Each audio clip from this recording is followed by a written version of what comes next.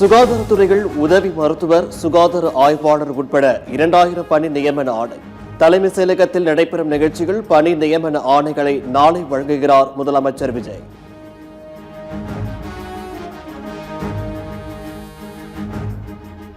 சென்னை தலைமை செயலகத்தில் பொதுப்பணித்துறை செயல்பாடுகள் குறித்து முதலமைச்சர் விஜய் ஆய்வு. பாரம்பரிய கட்டிடங்கள் பாதுகாப்பு, புதுப்பித்தல் மற்றும் சீரமைப்பு உள்ளிட்ட அம்சங்கள் குறித்து ஆலோசனை.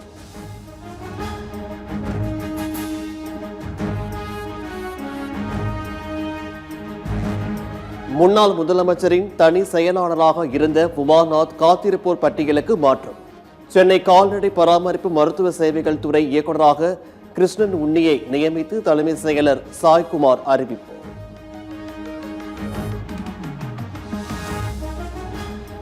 லஞ்ச ஒழிப்புத்துறை இயக்குநர் அருண் போலீஸ் அகாடமிக்கு மாற்றம்.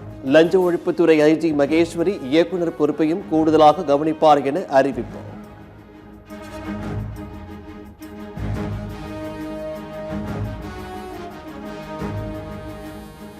பெரம்பூர் மக்களுக்கு சிஎம் விஜய் தொடங்கி வைத்த பிரத்யேக செயலி பயன்பாட்டிற்கு வந்தது.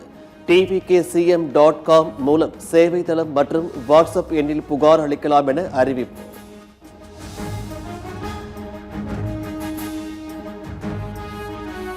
தமிழகம் முழுவதும் 2 வாரத்தில் அனைத்து ரேஷன் கார்டுகளையும் விநியோகிக்க நடவடிக்கை எடுக்கப்படும். வரும் காலங்களில் கைரேகை, கண்விழி மட்டுமின்றி முகம் பதிவு செய்து பொருள் வழங்க நடவடிக்கை எடுக்கப்படும் என அமைச்சர் வெங்கடரமணன் தகவல்.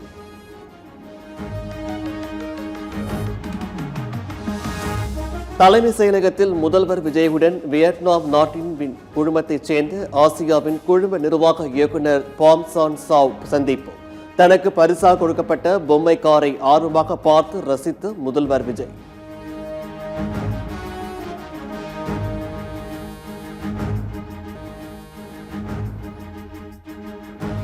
தேர்தல் வெற்றிக்கு பின் முதன்முறையாக சொந்த தொகுதிக்கு சென்ற முதலமைச்சர் விஜய். எம்எல்ஏ அலுவலகம், இ-சேவை மையம், புதிய ரேஷன் அட்டைகளை வழங்கி தொகுதி மக்களை மகிழ்ச்சியில் ஆழ்த்திய முதல்வர். புதுச்சேரியில் சொத்து பிரச்சனையில் சகோதரரை தாக்கிய வழக்கில் அமைச்சர் மரிய வில்சன் ஆஜர். ஜூலை 21ஆம் தேதி மீண்டும் ஆஜராக சென்னை உயர்நீதிமன்றத்திற்கான சமரச தீர்வு மையம் உத்தரவு.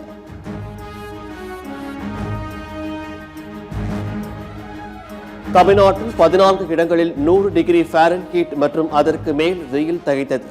அதிகபட்சமாக வேலூரில் 106.88 டிகிரி ஃபாரன்ஹீட் வெயில் கொளுத்தியது.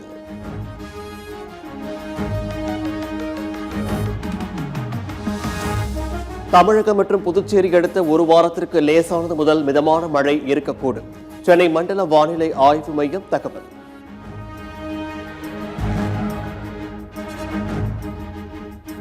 நாமக்கல்லில் 55 ஆண்டு கால கோழிப்பண்ணை வரலாற்றில் புதிய உச்சம் தொட்ட முட்டை விலை. பண்ணை கொள்முதல் விலை இன்று 5 காசுகள் உயர்ந்து ஒரு முட்டை 6.70 காசுகளாக நிர்ணயம்.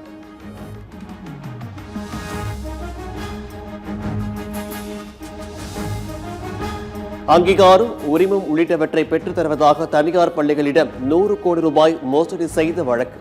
PT அரசகுமார் மற்றும் முத்துக்குமார் மீது தற்போது வரை 59 பள்ளிகளின் உரிமையாளர்கள் புகார்.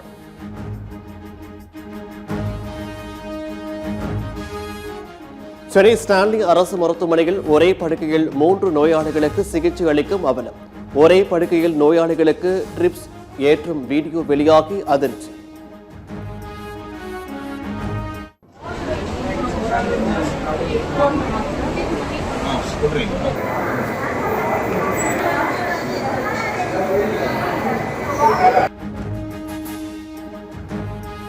டிரைவிங் லைசன்ஸ் பெற போடும் சோதனைக்கு உயர்நீதிமன்ற மதுரை கிளை தடை. டிரைவிங் லைசன்ஸ் பெற முடியாமல் லட்சக்கணக்கானோர் தவித்து வந்த நிலையில் நீதிமன்றத்தின் உத்தரவால் வாகன ஓட்டிகள் மகிழ்ச்சி.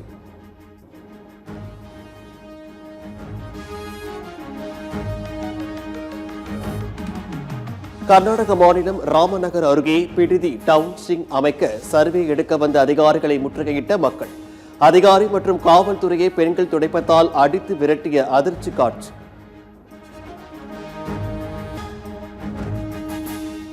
ஸ்பெயின், போர்ச்சுகல், பிரான்ஸ் நாட்டில் சுட்டெரிக்கும் வெயிலால் மக்கள் கடும் அவதி. வெயிலின் தாக்கம் காரணமாக ஒரு வாரத்தில் மட்டும் சுமார் 1000 பேர் உயிரிழப்பு. ஹோர்மூஸ் நீரிணையை முழு கட்டுப்பாட்டுக்குள் கொண்டு வருவோம். அமைதி ஒப்பந்தம் ரத்து செய்யப்பட்ட நிலையில் ஈரானுக்கு அமெரிக்க அதிபர் டிரம்ப் எச்சரிக்கை.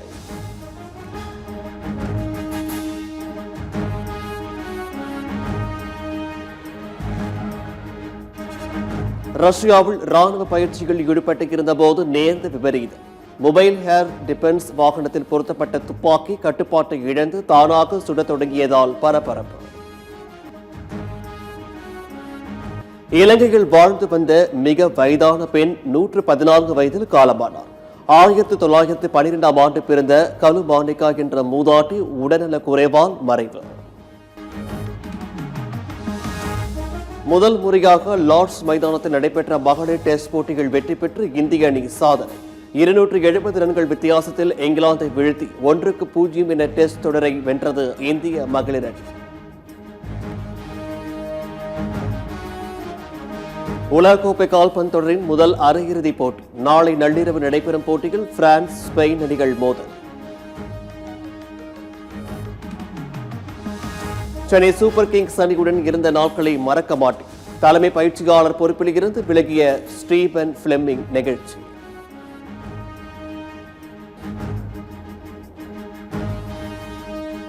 இங்கிலாந்து இந்தியா இடையே நாளை முதல் ஒருநாள் போட்டி. டெஸ்ட் மற்றும் 20 ஓவர் தொடரை இழந்த நிலையில் ஒருநாள் போட்டியை வெற்றியுடன் தொடங்க இந்திய அணி தீவிரம்.